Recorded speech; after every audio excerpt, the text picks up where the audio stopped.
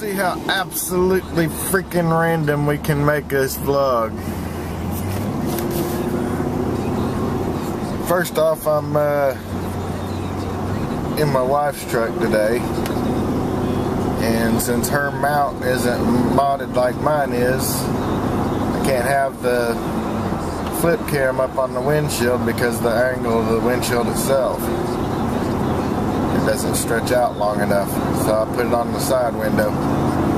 Worked just fine right there. Of course, y'all are crooked. I'm going to talk a little bit today about the riots in London. Hadn't touched on it yet. I'm not going to go into what's right, what's wrong. I have no say one way or another on that.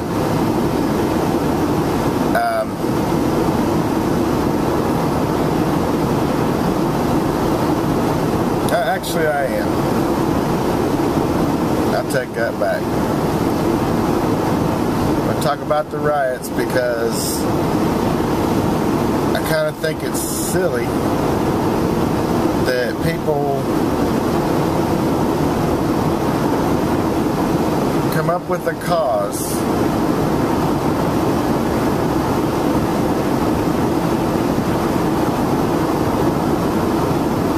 and then you've got all these other people that just kind of jump on the bandwagon and start tearing up everything in sight and justify it by saying, oh, we're part of the riot, we're part of the protest. You're not a part of the protest at that point. Basically all you are is adding to the problem. Just because the police or somebody else screwed up doesn't justify you breaking into shops and stealing TVs or stereos or whatever. It doesn't justify you burning down the community that you live in and that supports you. And that part I've found just completely ridiculous. I never have understood it.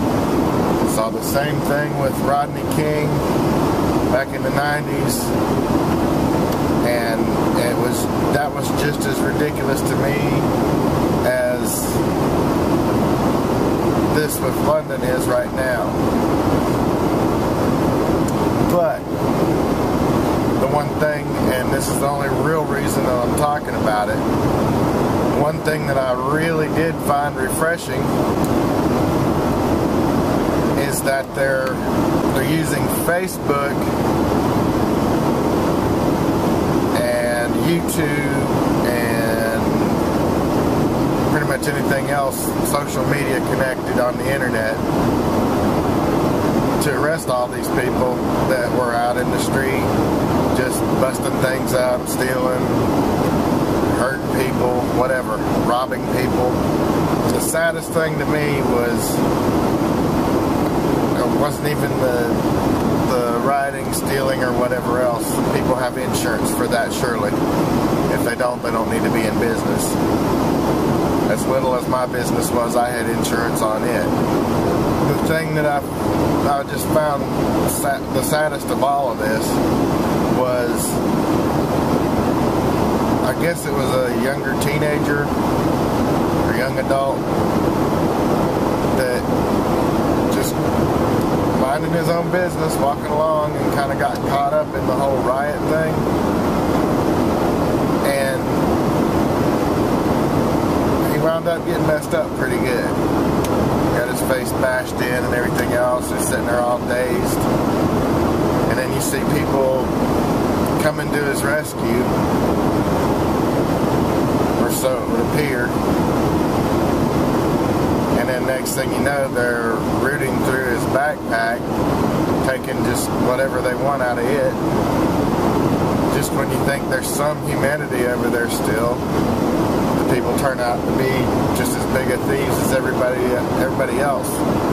Just as bad as the ones that are breaking into shop fronts and walking out with TVs and gaming consoles and stereos and whatever else. Kind of sad, but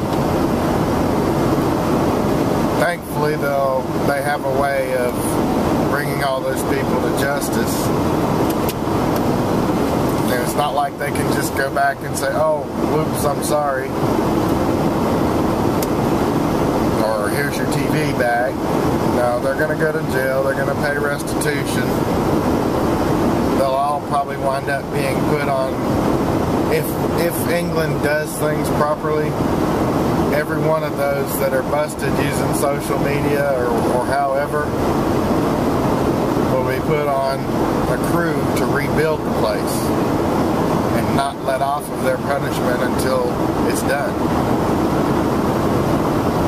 To me, I think that's fair and just. If you're going to act like an idiot and screw up the community, when you get caught and get in trouble for it, you need to fix the community.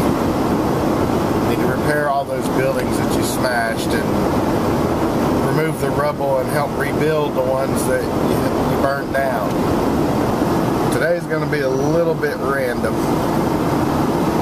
and I apologize for that now. Basically, the reason I'm in my wife's truck and not my own is she took mine to work today so that I could take hers down and get it emissions tested and get the new tags for it. Her O2 sensor's been throwing the code for the last 2 years now,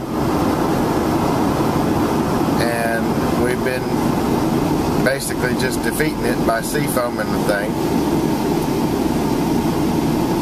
And I tried seafoaming it again. If you watch my Daddy Tech channel, you'll see that I did how to properly seafoam a vehicle. And when I took the O2 sensor out that I swapped out on this thing, it was actually pretty clean. It actually had a white film on it. I wound up actually replacing the O2 sensor, and now it's working fine. It cleared all the codes. The computer's running the way it's supposed to. Of course, the truck never did run any differently. It was just throwing the codes for the O2 sensor. Didn't make it shift different, didn't make it run any different, didn't get any better or worse gas mileage. The truck that I mentioned that I had found for my son,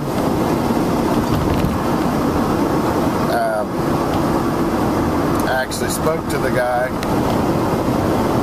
I think it's a 1990 Silverado. Somebody hit it right behind the driver's side front wheel and pushed everything forward. The gentleman called me and asked about it. Told me that somebody was there trying to buy the thing from him for scrap, basically. And he's got a lot of time and a lot of money and care invested in the vehicles. Has had for a while. He's invested a lot in keeping that truck running good, and the way he talked, he'd probably still be driving it if it wasn't for the lady that hit him. It is a 1990, but it doesn't have a ton of miles on it. Runs like a sewing machine. I mean, just smooth. Got a good transmission in it. Good bed on it. The bed and back bumper and the motor were what we were concerned with for my son's truck.